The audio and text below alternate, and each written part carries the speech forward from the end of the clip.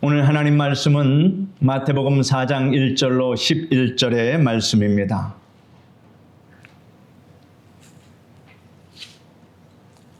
마태복음 4장 1절로 11절의 말씀을 읽어 드리겠습니다. 그때 예수께서 성령에게 이끌려 마귀에게 시험을 받으러 광야로 가사 40일을 밤낮으로 금식하신 후에 줄이신지라. 시험하는 자가 예수께 나와서 이르되 내가 만일 하나님의 아들이여든 명하여 이 돌들로 떡덩이가 되게 하라. 예수께서 대답하여 이르시되 기록되었으되 사람이 떡으로만 살 것이 아니요 하나님의 입으로부터 나오는 모든 말씀으로 살 것이라 하였느니라 하시니, 이에 마귀가 예수를 거룩한 성으로 데려다가 성전 꼭대기에 세우고 이르되 내가 만일 하나님의 아들이여든 뛰어내리라. 기록되었을 그가 너를 위하여 그의 사자들을 명하시리니 그들이 손으로 너를 받들어 발이 돌에 부딪히지 않게 하리로다 하였느니라. 예수께서 이르시되 또 기록되었으되 주 너희 하나님을 시험하지 말라 하였느니라 하시니, 마귀가 또 그를 데리고 지극히 높은 산으로 가서 천하 만국과 그 영광을 보여 이르되 만일 내게 엎드려 경배하면 이 모든 것을 내게 주리라. 예수께서 말씀하시되 사탄아 물러가라. 기록되었으되 주 너희 하나님께 경배하고 다만 그를 섬기라 하였느니라. 이에 마귀는 예수를 떠나고 천사들이 나와서 수종드니라. 오늘은 시험을 이기는 길, 이러한 제목으로 말씀해 드리겠습니다. 기독교인의 생활에서 반드시 염두해 두어야 할 것 중에 하나는 세상을 살아가는 동안에 만나게 되는 여러 가지 시험입니다. 여기서 말하는 시험이란 마귀로 말미암는 여러 종류의 시험을 말합니다. 마귀는 기독교인이 아닌 사람은 시험하지도 않습니다.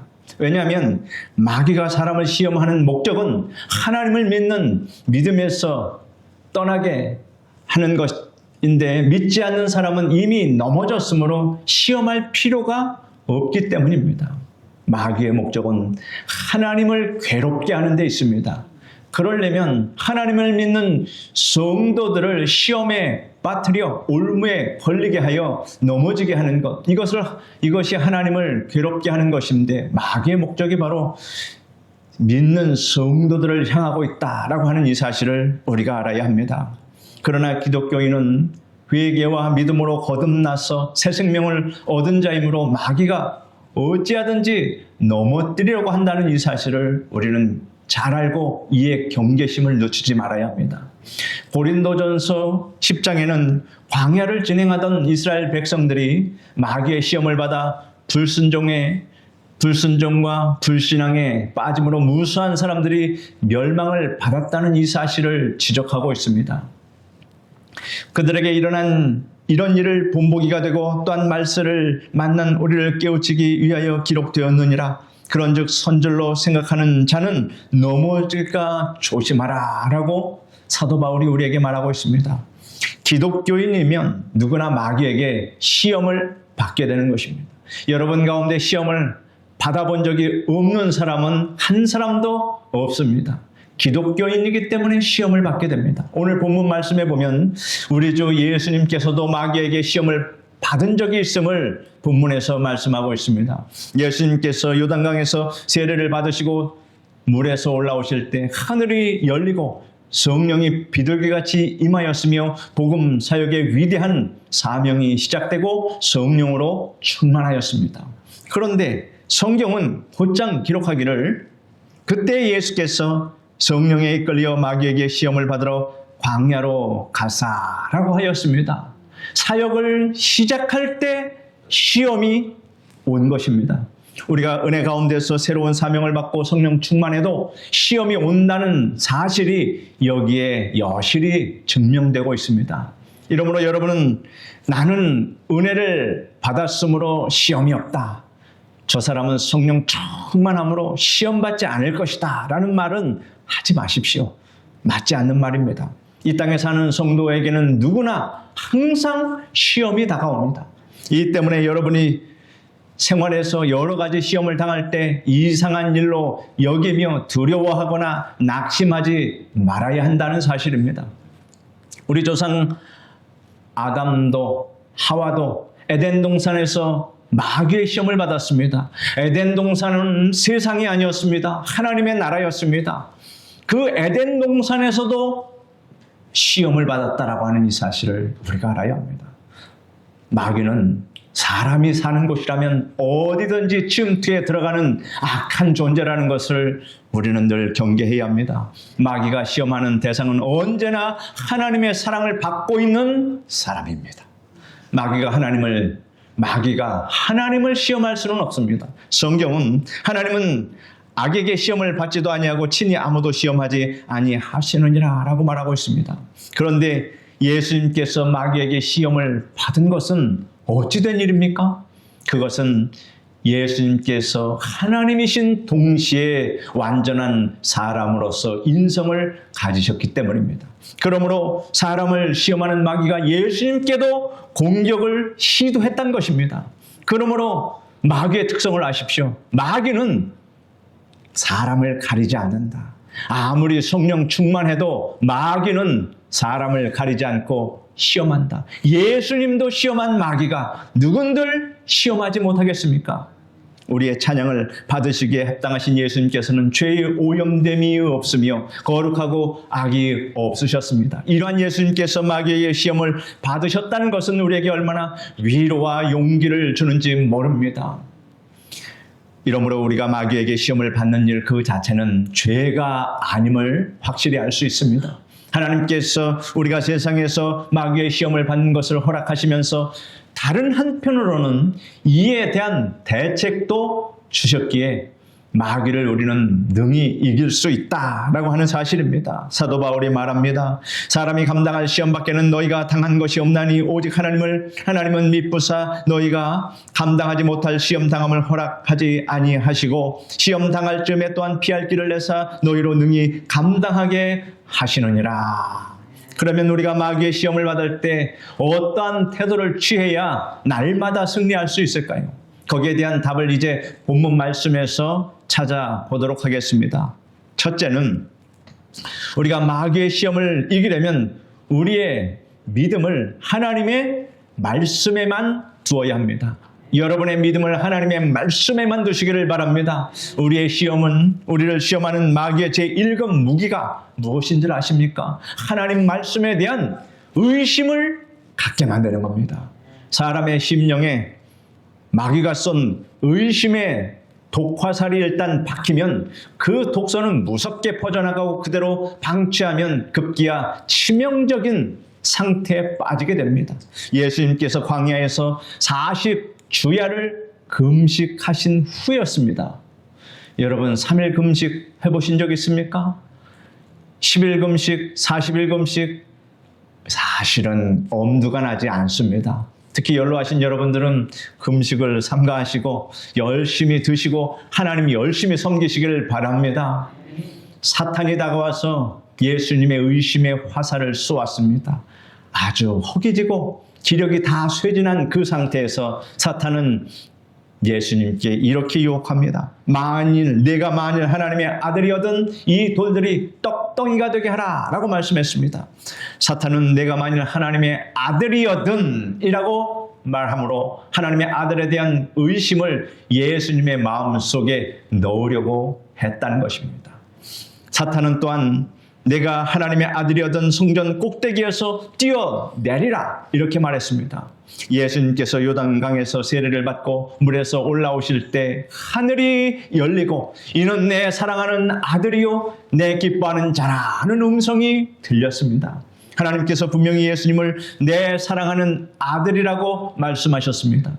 그런데 사탄은 예수님께 가서 만일 하나님의 아들, 내가 만일 하나님의 아들이거든 이라고 말함으로써 하나님의 아들에 대한 의심을 하게 말한 것입니다. 사탄은 예수님께 너는 하나님의 아들이 아니다 라는 명확한 부정으로 시작하지 아니하고 내가 하나님의 아들이거든 하고 의심하게 하는 말로 시작했습니다. 이것이 마귀의 상투적인 방법입니다.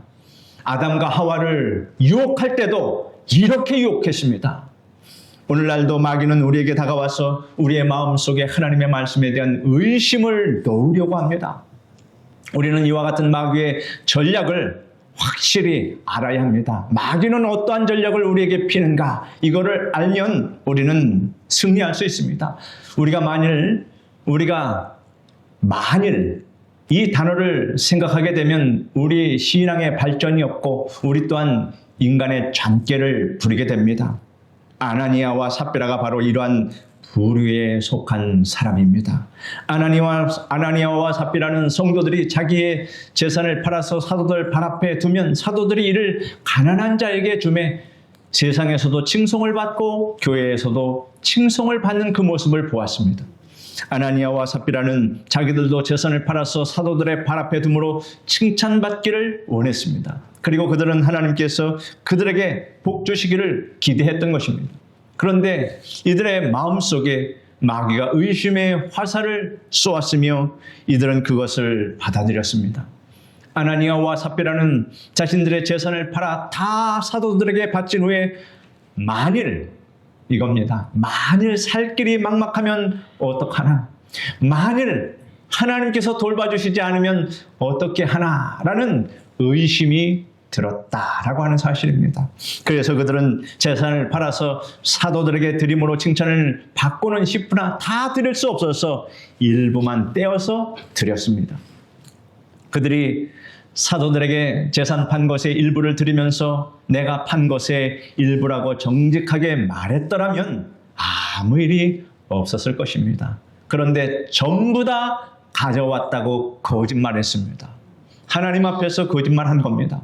아나니아와 삽비라가 하나님의 성령을 속였기 때문에 차례대로 죽임을 당하는 불상사가 생기고 말았습니다.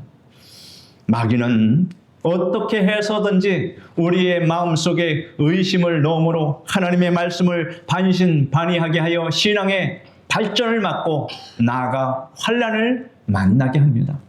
그러므로 우리는 이러한 마귀의 방법을 확실히 알아야 합니다. 마귀는 예수님께서 광야에서 40제를 금식하신 다음에 찾아가서 유혹했습니다. 오늘날도 마귀는 우리가 광야의 굶주림을 당할 때, 즉 우리 생활의 궁핍함이 다가오고 의식주 문제로 난감할 때 우리를 찾아와서 유혹합니다. 엎친 데 덮친 격에 그러한 환난을 만날 수 있다라고 하는 사실을 알아야 합니다. 뿐만 아니라 마귀는 우리가 광야의 고독에 처했을 때, 즉 사람이 내 주위를 떠나버리고 소외감과 열등감에 빠져 있을 때 재빨리 우리를 찾아와서 유혹의 말을 던지는 것입니다. 마귀는 우리의 심령에 의심의 구름이 끼게 하여 우리로 하여금 하나님의 사랑과 능력을 볼 수 없게 만듭니다. 하나님의 사랑과 능력에 대한 의심은 우리의 신앙에 무서운 타격과 손상을 가져옵니다. 마귀는 우리의 생활의 일시적인 궁핍과 고독이 다가왔을 때 이 기회를 이용해서 우리에게 와서 하나님께서 정말 너를 사랑하시느냐? 하나님께서 너에 대해서 관심을 갖고 있느냐라고 의심의 화살을 쏘아댄다라고 하는 것입니다. 그럴 때 여러분은 환경을 바라보거나 여러분의 느낌에 의지하지 말고 하나님 말씀에 여러분의 믿음의 그 깊이를 깊게 뿌리 박으시기를 바랍니다. 예수님께서는 오직 하나님의 말씀으로 마귀에게 대항하셨다라고 하는 이 사실을 우리에게 본보기로 주셨습니다. 예수님께서 마귀에게 유혹받지 않고 사역을 시작할 수 있었습니다. 그런데 성경에 이것을 기록한 것은 예수님을 위한 것이 아니라 바로 유혹받는 우리 인생들을 위해서 예수님께서 친히 본을 보여주셨다라고 하는 이 사실을 여러분 마음속에 새기시길 바랍니다. 기록되었으되 사람이 떡으로만 살 것이 아니요 하나님의 입으로부터 나오는 모든 말씀으로 살 것이라. 또 기록되었으되 주 너희 하나님을 시험하지 말라 하였느니라.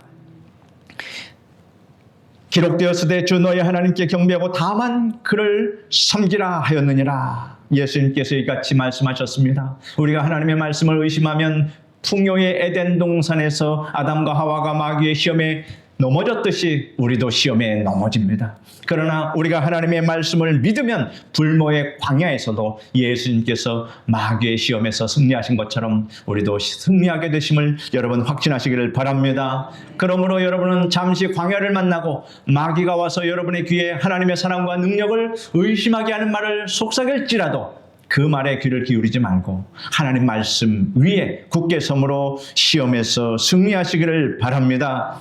둘째로 우리가 마귀의 시험을 이기려면 모든 일을 하나님을 기쁘시게 하기 위해서 해야 합니다.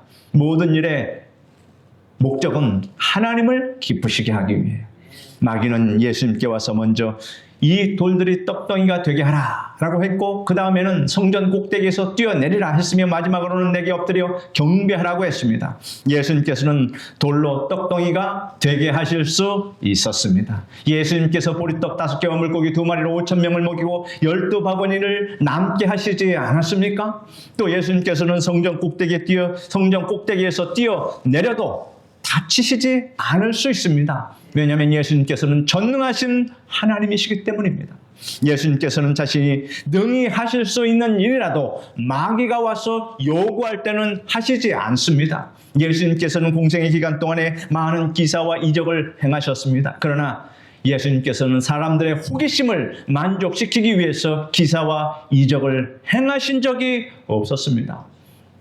하루는 바리새인과 사두개인이 예수님을 찾아와서 시험합니다. 하늘로 쏘는 표적을 보여달라 이렇게 요구합니다. 이때 예수님께서 다음과 같이 말씀하셨습니다.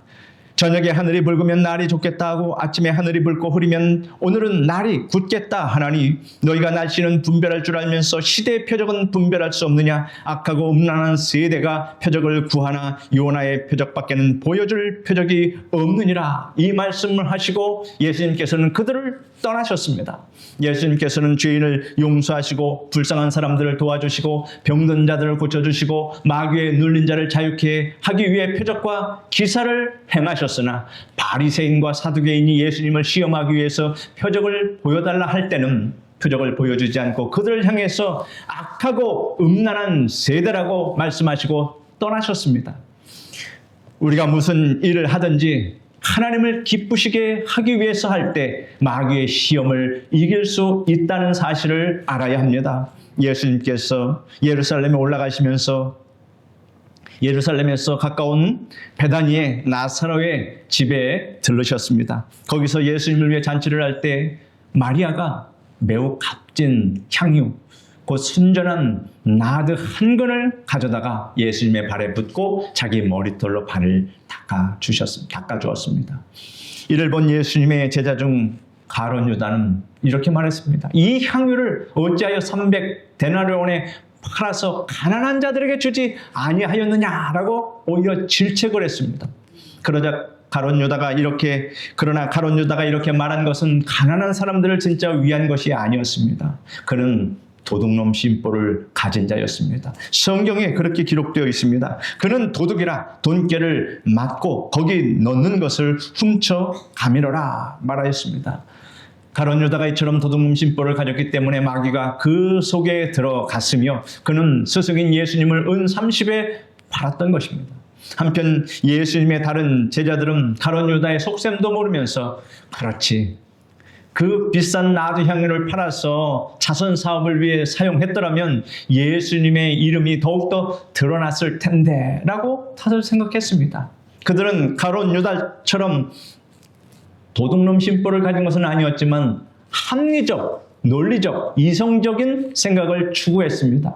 그 결과가 어땠습니까? 그들은 겟세마네 동산에서 예수님께서 제사장의 무리들에게 붙잡히자 시험에 빠졌습니다. 예수님을 버리고 모두 도망갔으며 베드로는 예수님의 면전에서 예수님을 저주하면서 모른다고 부인까지 했습니다.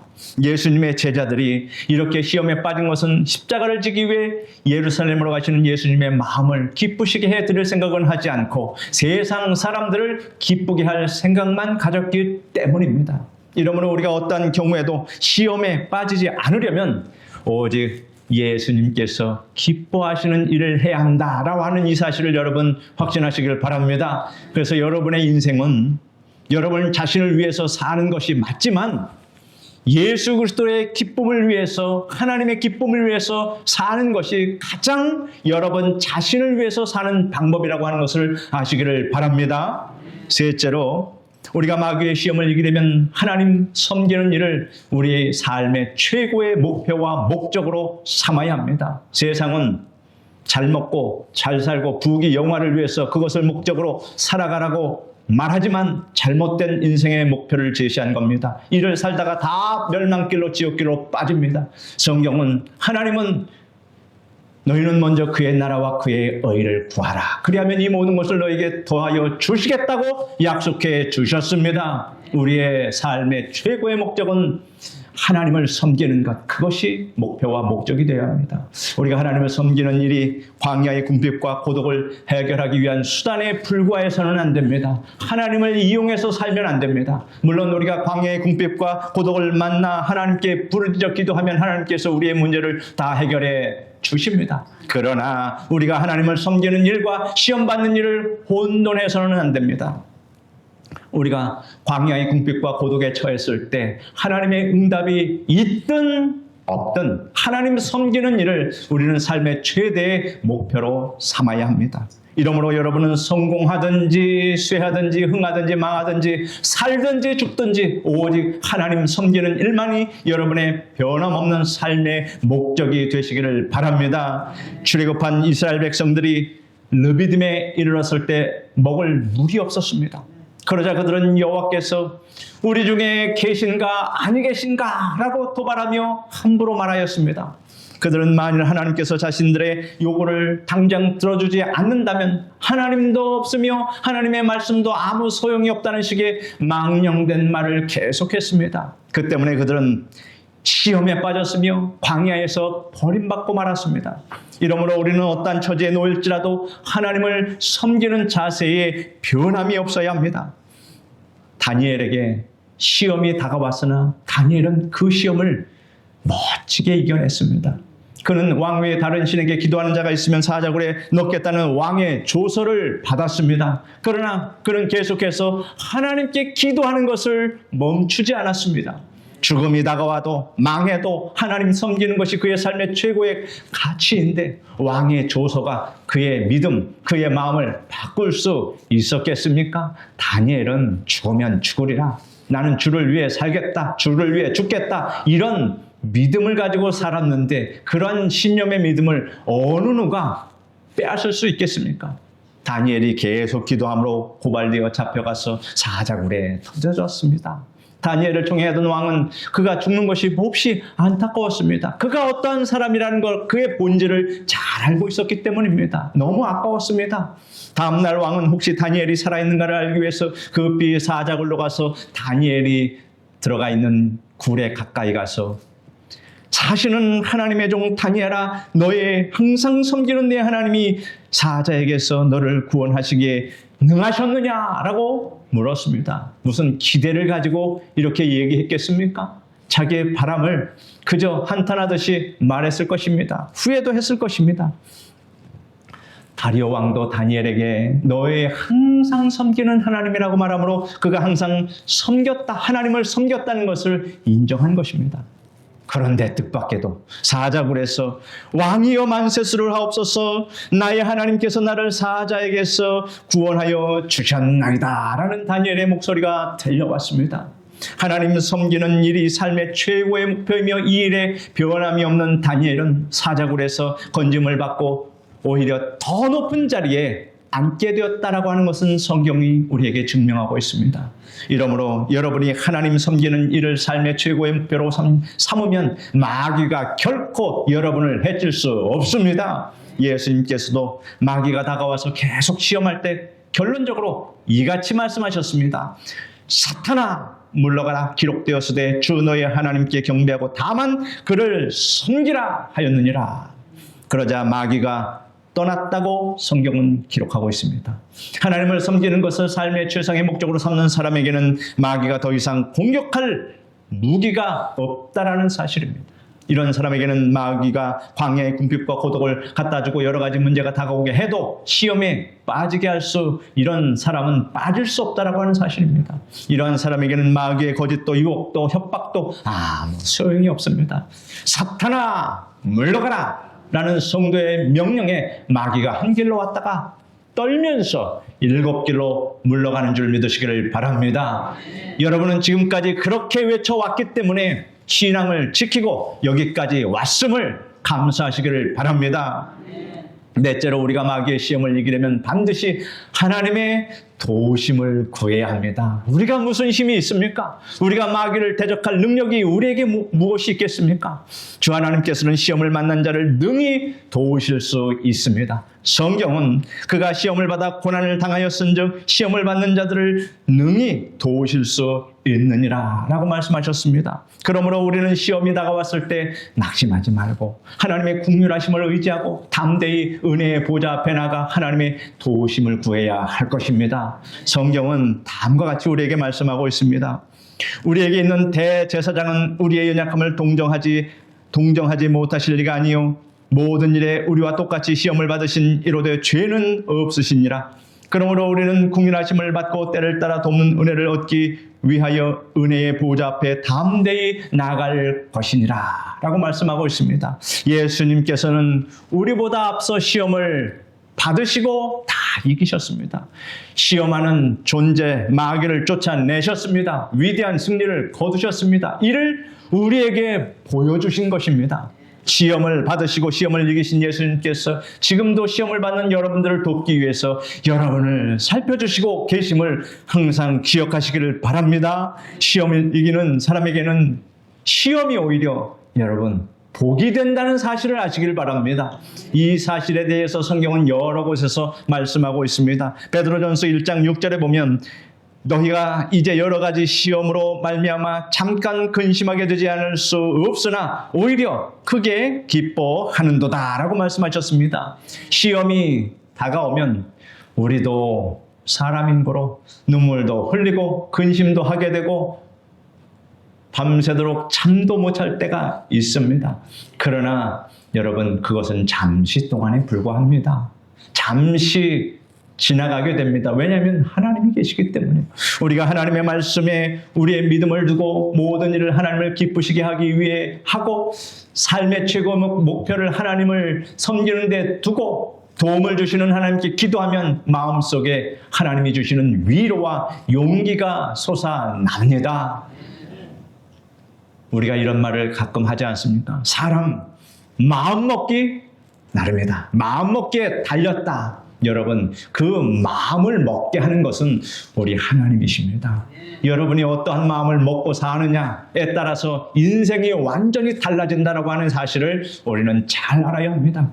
그러면 시험을 이기며 나아가 시험 뒤에 오는 복을 미리 바라봄으로 근심 대신 기쁨을 가지게 된다는 이 사실을 성경은 우리에게 약속해 주고 계십니다. 사도 야고보는 이와 같이 말합니다. 내 형제들아 너희가 여러 가지 시험을 당하거든 온전히 기쁘게 여기라. 이는 너희 믿음의 시련이 인내를 만들어내는 줄 너희가 알미라. 인내를 온전히 이루라. 이는 너희로 온전하고 구비하여 조금도 부족함이 없게 하려 함이라 라고 말씀하고 있습니다. 우리로 부족함이 없도록 하나님께서 인내를 주십니다. 이를 극복하게 하여 주십니다. 시험은 우리에게 인내의 기회를 주며 인내의 그릇을 커지게 하여 하나님의 복을 더 많이 받게 도와주십니다. 예수님께서 마귀의 시험을 이기시자 성경은 이에 마귀는 예수를 떠나고 천사들이 나와서 수종을 드니라 라고 말씀하셨습니다. 시험을 이기는 자에게는 천사의 도움이 또한 따라오며 수종을 든다. 여러분의 인생 가운데서 하나님의 천군 천사들이 수종 들고 여러분을 도와주심을 믿으시기를 바랍니다. 이것은 성경에 기록된 말씀입니다. 여러분에게 시험이 다가올 때 결코 낙심하지 마십시오. 여러분들이 시험을 이길 수 있는 4가지 비결을 오늘 배웠으므로 이 비결을 가지고 살아간다면 시험을 이길 뿐만 아니라 더 큰 복을 받고 천사가 수종드는 기쁨을 맛보게 될 것입니다. 믿으시면 아멘 하시기를 바랍니다. 기도하겠습니다. 거룩하신 하나님 감사합니다. 우리가 시험을 이기는 비결을 이렇게 성경 말씀으로 가르쳐 주시고 깨닫게 하여 주시니 감사합니다. 살아가면서 사단 마귀의 시험이 우리 믿는 성도들에게 얼마나 공격하고 찾아오는지 우리는 잘 압니다. 그럴 때마다 하나님의 말씀으로 오늘 배운 말씀으로 날마다 이기며 승리할 수 있도록 도와주시옵소서. 예수님의 이름으로 기도드립니다. 아멘.